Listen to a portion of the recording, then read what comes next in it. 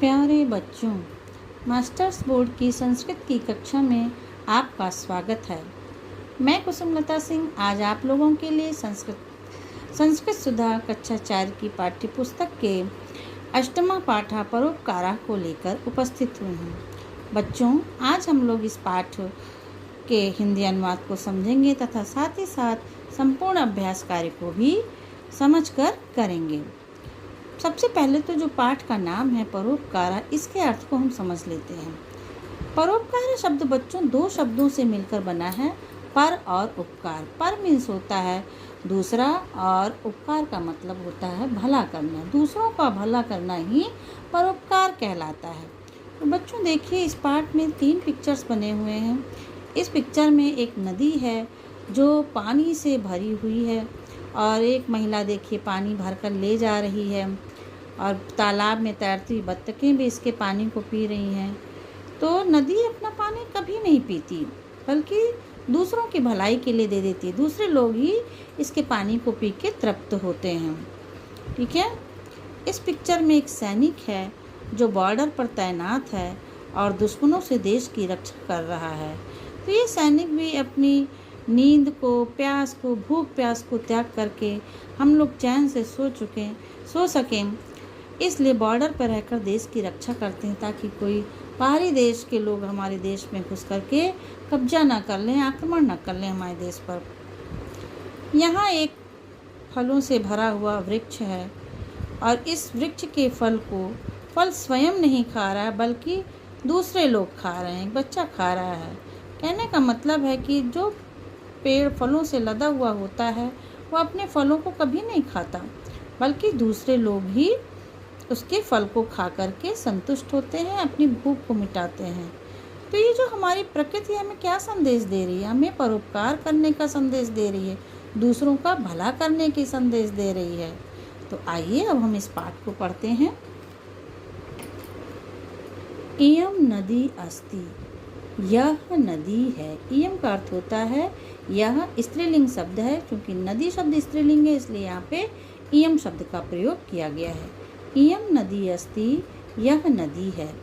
इयम जलेन पूरिता अस्ति, यह जल से, पानी से भरी हुई है। नदी स्वजलम न पिबती, स्वजलम मतलब अपने जल को। नदी अपने जल को ना पिबती, नहीं पीती है। अपितु सर्वेभ्य जीवेभ्य यच्छति, अपितु सभी जीवों को देती है।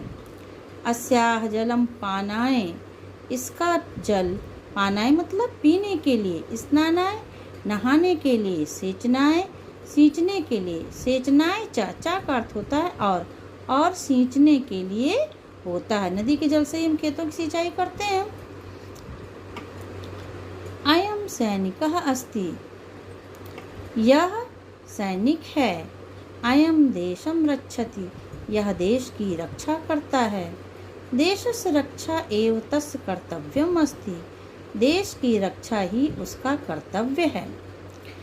तस्य जीवनम देश रक्षायै एव भवति, तस्य मीन्स उसका, जीवनम मीन्स जीवन, देश रक्षायै देश की रक्षा के लिए, एव मीन्स ही, भवति मीन्स होता है।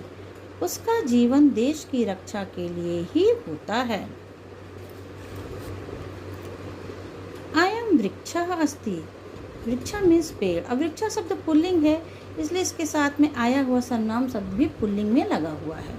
अयम मीन्स यह पेड़ है।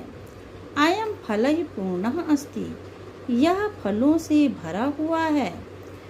अयम स्वफलः अन्यान् जीवान् पालयति, अयम मीन्स यह स्वफलः अपने फलों से, अन्यान् जीवान् दूसरे जीवों का, पालयत मीन्स पालन करता है। यह अपने फलों से दूसरे जीवों का या दूसरे प्राणियों का पालन करता है।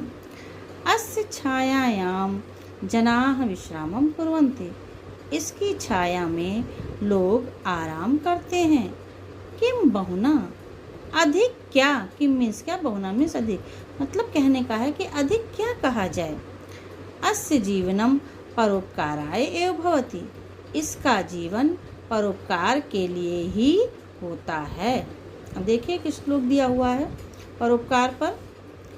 परोपकाराय फलन्ति वृक्षाः। वृक्षा मीन्स पेड़ परोपकार के लिए फल देते हैं। परोपकाराय बहन्ति नद्यः। नद्यः मीन्स नदियाँ परोपकार के लिए बहती हैं। परोपकाराय दुहन्ति गावः। गायें परोपकार के लिए दुही जाती हैं। परोपकारार्थम इदम शरीरम। इदम शरीरम मतलब यह शरीर परोपकार के लिए है। कहने का मतलब ये है बच्चों कि जिस प्रकार से पेड़ अपने फलों को नहीं खाते हैं बल्कि अपने फलों को दूसरों को देते हैं, दूसरों की भलाई के लिए देते हैं, दूसरे लोग उसके फलों को खा करके अपनी भूख को मिटाते हैं, उसकी छाया में बैठकर आराम करते हैं। नदियाँ अपने जल को कभी नहीं पीती बल्कि दूसरे लोग ही उसके जल को पीकर संतुष्ट होते हैं। गाय अपना दूध कभी नहीं पीती, वो दूसरों को अपना दूध देती हैं। तो इसी प्रकार से हमारा जो ये मानव शरीर है वो भी दूसरों की भलाई के लिए ही बना है। इसलिए हमें अपने जीवन में परोपकार करते रहना चाहिए। आइए अब हम लोग पाठ के शब्दार्थ को देख लेते हैं। परोपकाराय दूसरों की भलाई के लिए, सेचनाय सींचने के लिए, सर्वेभ्य सभी के लिए, जीवेभ्य जीवों के लिए, पूरिता मीन्स भरी हुई, किम बहुना अधिक क्या, मेघा मीन्स बादल। आइए हम पाठ के शब्दार्थ को समझते हैं और इसे अपनी अभ्यास पुस्तिका में आपको करना है। पहला है उचित पदम चित्वा उत्तराणि लिखत। उचित पदों को चुनकर उत्तरों को लिखना है आपको। ब्रैकेट में दो शब्द दिए हैं, उनमें से सही शब्द चुनकर आपको लिखना है। नदी केन पूरिता अस्ति। नदी किससे भरी हुई है, फलेन या जलेन? तो इसका उत्तर होगा जलेन।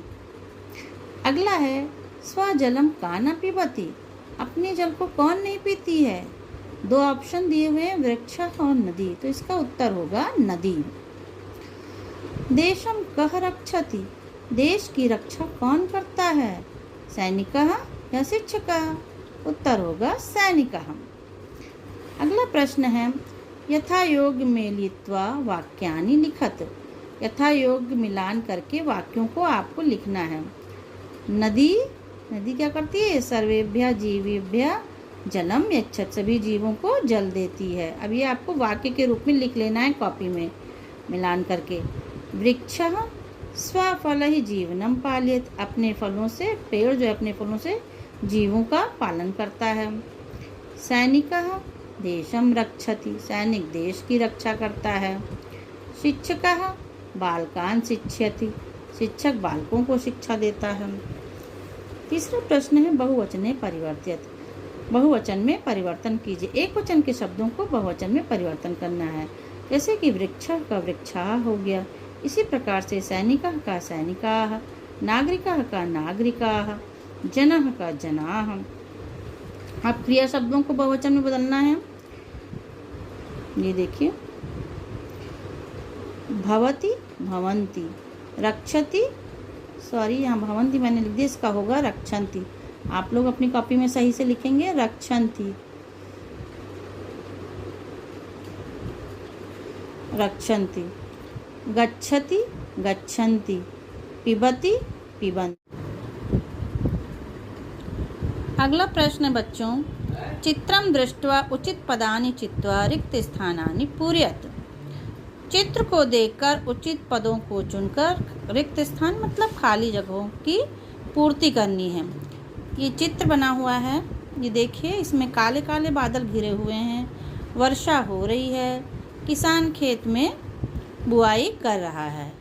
अब यही चित्र देखकर आपको उचित शब्दों को इस खाली जगह में भरना है। एक आपको करके दिखाया गया है, बॉक्स में शब्द दिए हुए हैं, इन्हीं में से आपको चुनकर खाली जगह में भरना है।